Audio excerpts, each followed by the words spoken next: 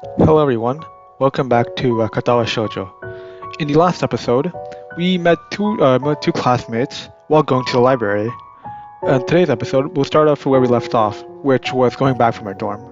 So, a sudden sound from behind me startles me, making me nearly drop the books I'm carrying or the key I almost managed to get into the lock. Who is it? Oh, never mind, that wasn't me, it was someone else. Oh, it's Kenji. I turn around to see who's talking to me. It's Kenji. He seems to be in a friendly mood, although the light glinting off his glasses in the dark gives him a sinister look. It's just me. This makes him pause and lick his lips nervously. What does that mean? Who is me? I don't know anyone called me. Are you some new guy again? His voice is suddenly strained and quick. Yes. But we've met before. Yesterday? I don't think so.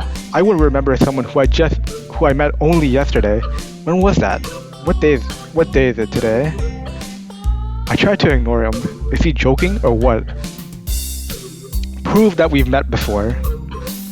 You live across the hall. You're Kenji. Yeah. Oh yeah, this photo. Oh yeah. The image looks great. Wait, yeah, I'm gonna take a photo of this because I might use it as the thumbnail for this video. Kenji jumps back, his eyes filled with let me read that again. Kenji jumps back, his eyes filled with uncomprehending fear. How do you know my name? Damn, it's only one of two things. Either we have met, or you're telling the truth and I just can't remember it, or you're a spy. He pauses. A psychic spy. His eyes dart around me, trying to peek into my room. Although it's hard to believe he can see anything through those thick glasses. His mood swung from friendly to manic. Manic? Yeah, his mood swung from friendly to manic in less than a minute. I'm not psychic. How do you know that? I'm not a mind reader. Kenji points a finger in my face damningly. Unlike you! Stop that, man. We met yesterday. What's wrong with you? I live in this room. Lies. If you can pass as Hisao because I'm legally blind, you are sorely mistaken. You don't even look like him. I mean, the resemblance is real slim. Maybe at a distance. But who do you think you're kidding? I want to grab him by the shoulders and shake him. Exasperated, I rub my eyes and let out a heavy sigh. Stay there. Kenji comes closer, one careful step at a time. I stay still, lest he assault me physically. Although I doubt he could do much damage, even if he did. Oh wait, I see it now. Damn, it really is you. Sighing again, and then once again for good measure, I step backwards, just in case. What's up, man? You don't look so good. I think something's wrong? I don't know. I just had something stupid happen to me. A few stupid things, actually. Even if you discount this one. I can't get a proper touch on other people here, and I have no idea if it's because of me or because of them. I don't know why I'm telling this to Kenji. It's not like we've had any contact either. That's rough, dude. Yeah, sorry about calling you a psychic spy and all, but you can never get too careful. It's a hard reality we live in. I'm slowly starting to think that Kenji isn't necessarily living in the same reality as the rest of us. You see, this is how it is. The world, there is no justice. For you see, even when I lose, I win because I don't lose the lesson. What does that even mean? It doesn't matter. He dismisses it flatly with a wave of his hand. So what happened? Why the long face? Do you have a long face? That's nothing. I just scared off some girl accidentally. Literally two. She actually ran away from me. I wonder how it's gonna say, what I'm gonna respond with. What's my fault, really? I think. I'm not really used to all this yet. A girl? A cute one? Cute? That's a hard question. She had a nice body and really beautiful hair. But the face? I guess it can go either way.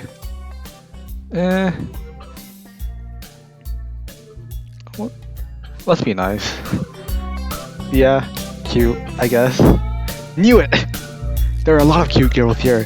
A strangely disproportionate amount, I believe. This is one of the dark secrets about the school.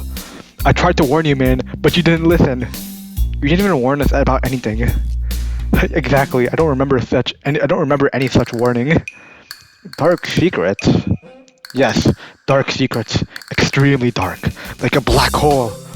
Have you ever noticed the number of girls in the school is slightly but significantly higher than the number of boys? Like it's 60 to 40? Okay, whoops, my bad. He turns his head to the left and stares off in the distance at nothing. Why is it like this? I mean, to the untrained eye, it doesn't appear to be that bad. But what is this? Well, that is a full 20%. One would think that a school with such a huge pool of women would be a man's dream. But no! What I'm about to tell you could blow your mind. Are you ready? I don't know where this is going, but I won't be missing much by cutting it out now. No, I am not ready. I only get as far as turning the doorknob before Kenji starts talking again, showing that he doesn't really care if my mind is blown or not. Yo, I believe this school is a battleground, the site of a feminist infiltration. This disparity in women, and this number of men to women is a clear sign of how far they've come. In this case, this Cold War turns hot. They will have the superiority in numbers. Just another skirmish in the eternal war against the forces of feminists. They're everywhere. In Japan, women outnumber men. It's not a 60-40 split, but it's only a matter of time, man. Is it really true? Women outnumber men? Huh, I thought it was more men than women. I'll look it up later. But anyway, this dude's definitely on Reddit. Bro, there's no way, conspiracy theorist. Even in America, women are a majority by a hair. They're building up their numbers. In the past, the buildup of military has always been the clearest sign of imminent war. I think this is fall. Okay, whatever. Japan is just the first step. Our economy is badass, and the country itself is small and isolated, yet a huge part of Pacific in terms of political value. The perfect target. They're so cunning, as expected of women. Soon, the day will come when... Kenji's voice trails off ominously. That's why you can't trust them. They'll string you along and then kill you, just as they killed me. You end up just like me. Hell nah, bro. I can't stop myself from blurting it out. Hey, what does hell mean? You said it, not me. It's the best I can think of.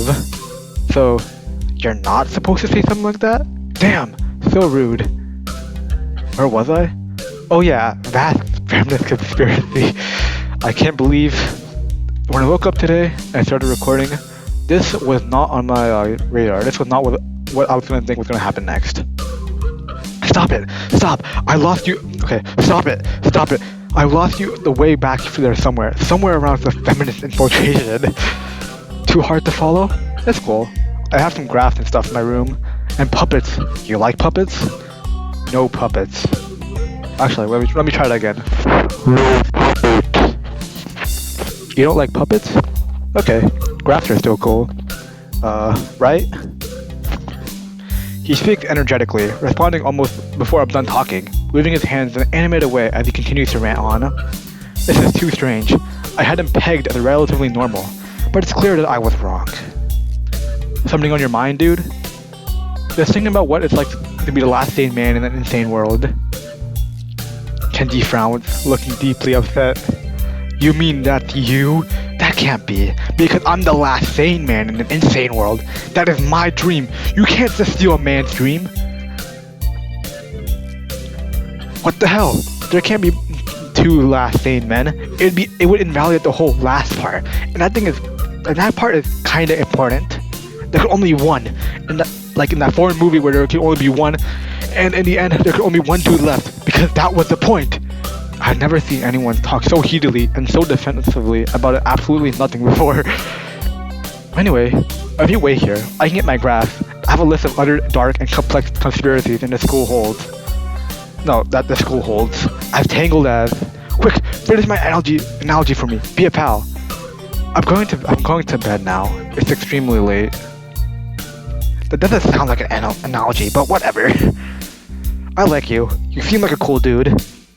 Most people don't understand what I'm talking about when I try to explain the vast feminist conspiracy to them. Denial is a terrible thing. Later. He claps me on the back and vanishes into his room so quickly and quietly. It's like he didn't even open the door, but instead walked right through it like a ghost. I don't know if I can fully digest what happened, so I give up and just go to my room, taking off my shoes before falling face first into the bed. It takes me some time to relax and get up so I can get started on my homework.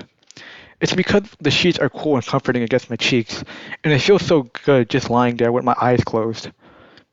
The school is like some kind of bizarre and surreal island. It's isolated on top of a mountain, and each version is stranger than the last. I just can't fit. I can't just seem to fit in. What irony! One would think that fitting in into a place that's made for people who are unfit for anywhere else would be easy. Maybe I'm just trying too hard. Although I say that, it doesn't help. Take the edge off, and the words are left echoing off my empty walls. Yeah. I guess it's not as bad as I expected, though. This place is really more of a school and less a hospital pretending to be a school than I thought it would be. If nothing else, the scenery is beautiful. I open one eye, seeing the school books and bottles of pills arranged side by side on my desktop. Maybe this place is too much like a normal school after all. Except we're at the normal part.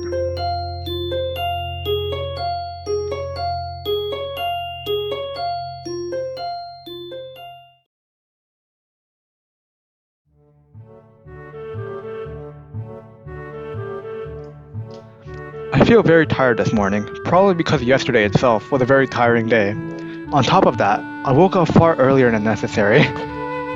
After saying hi to Shizune and Misha, I start doing the work as instructed from the board. As the loader looks like today's gonna be heavy. I don't have a problem with that now, though. Shizune and Misha might jump on me trying to get an answer about whether I declared to join the student council, even if it's just for one day.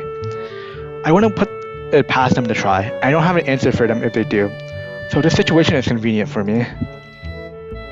About 10 minutes into class, Hanako walks in and takes a seat, but no one looks at her. The teacher doesn't even comment on her lateness. He does, however, stop us to say that we're going to break into groups again. I turn my head and see Shizune and Misha looking at me. Shizune gives me a smile that's equal parts cute and menacing. This is a smile that says, "We have you now. There is no escape." Maybe Kenji was right. Oh, sorry about that. I'm wrong. I'm sorry. Hit-chan, it looks like we're together again. Yay, yay! Oh, it's way too close. Misha leans sideways while Shizune pushes her desk closer to mine. There really is no escape now unless I were to jump through the window. Jumping out the window isn't the best option, sadly. Dang, I would like to see if there was an option like that, but nah. What's wrong, Hit-chan? Oh, Hit-chan, have you been thinking about what you said yesterday? You said you were thinking about joining the student council, didn't you? It's okay, Hit-chan. We were talking about it after you left, and it would be rude to expect you to already have an answer for us this early, right? I'm so happy you're two able to have a laugh at my expense, and even more pleased to know that you both know how crazy the two of you can be. Now that it's over, Shizune snaps back into a serious mode, and smacks today's assignment with the back of her hand in an over-dramatic and important way. When I actually look at the stuff, it's mostly just reading. In fact, there are only two problems. I almost want to say something about how her rush to get started seems a bit much, considering the small amount of work. In fact, Shizune probably already knows how little there is, and simply just doesn't care. Yeah, it seems like the workload doesn't matter to her as much as the fact that there is work. The actual amount is unimportant. She approaches everything with the same level of ambition. I wish I strive like that. While I'm reading, I let my eyes wander around the room and catch Hanako trying her hand at solving the problems. It looks like she's working alone. I can't remember seeing her work with other people before. Thinking back to how shy it is understandable. Hey, that girl over there. Huh? Who, Hit-chan? Her, Hanako, over there. Does she always work alone? I think so, Hit-chan. Do you feel sorry for her because she's alone? I was just thinking she can work with us or something. No, I don't think that would be a good idea, Hit-chan. Why not? Hit-chan wouldn't get along with her. Why? Misha shuffled around the question, letting out a laugh that sounds very strange. It's nervous, but still that has lighting up and down quality present in everything she says. Just because, Hichan. By now, Shizune had noticed our conversation, and it makes me realize how Misha has been sighing at everything he has been saying the whole time.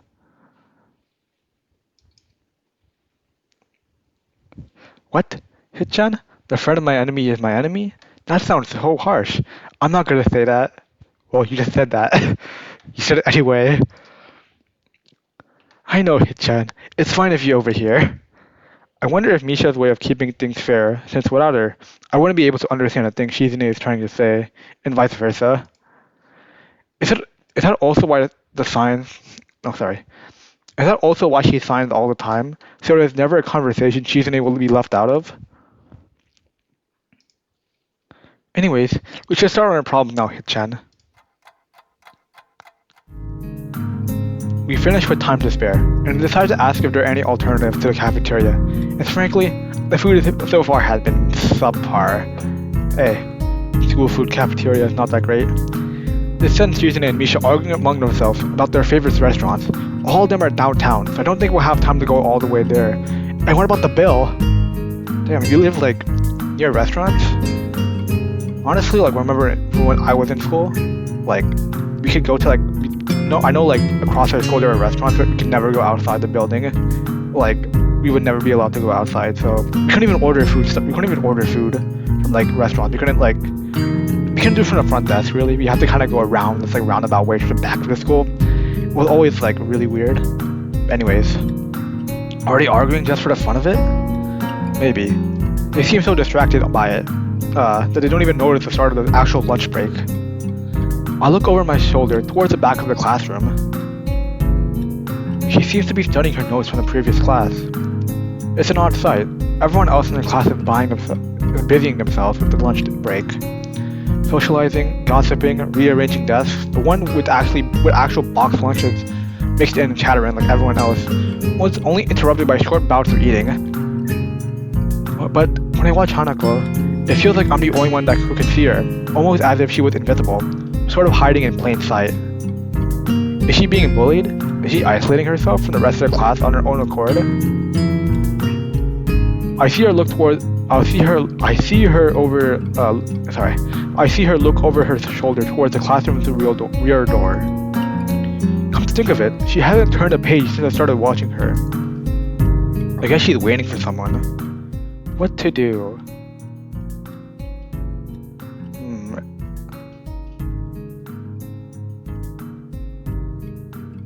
This is... Oh, she can like... Okay.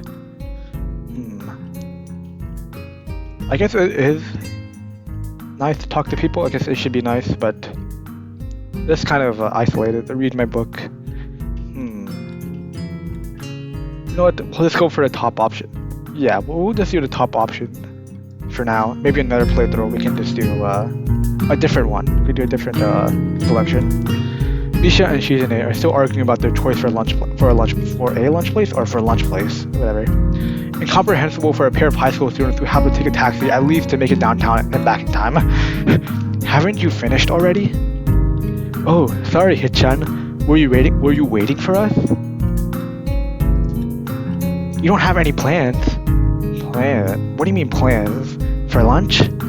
Well, I don't, so I thought I can hang out with you guys.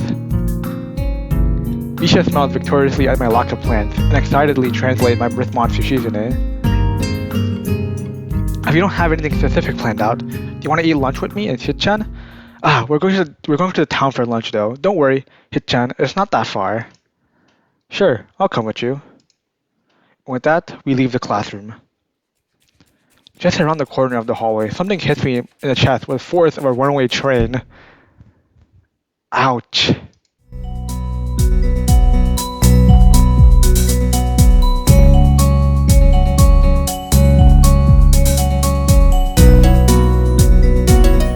Opening my eyes, I see a pair of saucer-like green eyes looking up at me. Yeah, I said it right. They belong to the perpetrator, a short girl who bumped into me and now has fallen down onto the hallway floor. She wears a PE uniform and a very worried frown. The former strikes me as a rather strange thing to have on during lunch break. More striking than that, though, is that she doesn't have legs. Or she does, but they're not flesh and bones. Her pale and very flesh and bone thighs end in shins and feet made of some black metallic or plastic-like material. They look disturbingly artificial and unnatural. It almost makes me forget that my chest is hurting. The girl winces a bit. No, not a bit, sorry. The girl winces a little, rubs her nose, and jumps up. Twin Tails girl, yo. Oh man. Hey, are you alright? Sorry about that, really. I wasn't looking where I was going, and you just came out of nowhere. Sorry. She's looking very apologetic, in the hurt puppy way of looking apologetic, yeah. I quickly forgot about being angry or anything, since hurt puppies are my weak spot. It's okay. Don't worry about it. Ouch! I say that, but there's a stinging pain growing in my chest, and I know that this is about the biggest possible danger for my condition. Don't overexert yourself. Don't forget your medication, and most of all, don't get hit in the chest. I try to rub my solar plexus to chase the pain away, holding my breath in an attempt to hear my heartbeat.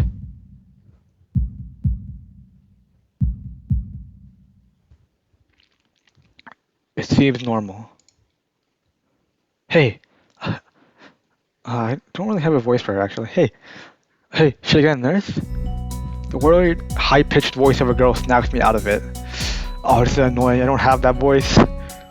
I stared at her for a few seconds dumbfounded, until I realized that I probably looked worse off than I really was, doubled over myself and looking all tense. Damn, I'm overly worried about my heart. I mean, you should be. You kind of need that to live. No need. I'm fine. Managing to say something in response, I pulled myself upright, feeling my sore ribs one last time, and taking a deep breath. She just knocked the wind out of me, big time, but it's nothing more than that. Are you sure it's okay? I hit you pretty hard. It's okay. I said it was fine, and nothing's broken. No harm done. That's good. I feel a hand on my shoulder. God dang it. At the same time, the girl's eyes wide. Okay, let me. Should I really? Is it in the history at all? Text history?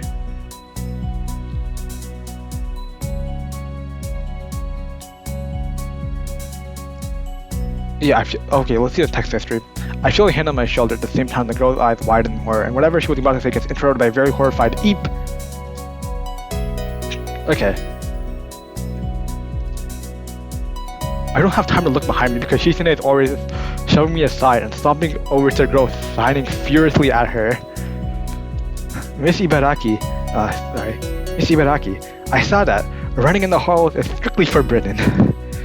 Misha translates right on Shizune's tail, but her voice is girlishly playful, not full of the divine fury Shizune's arm movement would seem to call for. Sorry, I was just gonna get my stuff, and I was kind of a hurry.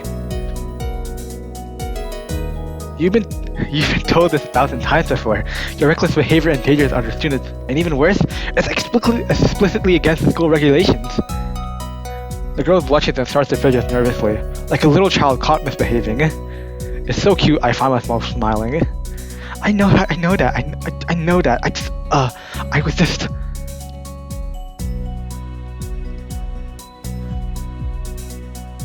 Make sure this will not happen again. Although I'm sure that telling you this is futile, and will only cause me further headache when you choose to ignore the regulations. Got that, Emi? The small girl sticks her tongue out in response. Okay, sure, her name is Emi. I gotta go. A teacher will have my head.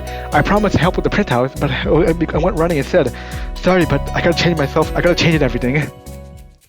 Before Misha and Shizune or I could say anything, she already bolted from where she was a second ago, almost halfway towards the stairwell. Shizune looks like she's about to go nuclear on the spot, so I smiled in a vain attempt to calm her down. Are you okay, Hit-chan? That Ibarazaki girl is always like that, causing troubles to others. You know, I'm pretty certain Shizune wouldn't call me Hit-chan. Never mind. Okay. Yeah, anyways, I'm okay. Just got the wind knocked out of me. That's great, Hit-chan. I wouldn't call that great, but I let it slide just this one time. Whatever, not just. So, let's hurry, Hit-chan, to have lunch! You promise it'll be great. I take your word for it. What kind of place is it? A restaurant? Or something? It's a tea house, Hit-chan. A tea house? That sounds kind of fancy. Why are you looking at your wallet, Hit-chan? It's okay if you don't have any money. We'll cover it for you. That's really nice of you. Thanks.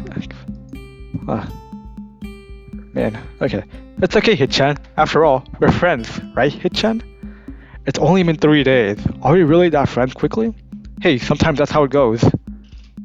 Heh. But hearing that makes me happy. It's only for today though. And if you accept it right now, do you want to go, Hit-chan? I start wondering if this is some kind of trap. Is this Misha's suggestion or Shizune's? This is important. I'm still a little apprehensive about the possible motives of a girl whose favorite pastime is the game of world domination. No, I'm just being paranoid. Actually, they've already grown on me already. I do have to go to the town sometime, so why not now with them? I've never actually been to a tea house before. All my expectations are what I've seen about them on TV. But those are period dramas, and these are modern times. It might be a regular cafe, and they're just calling it a tea house.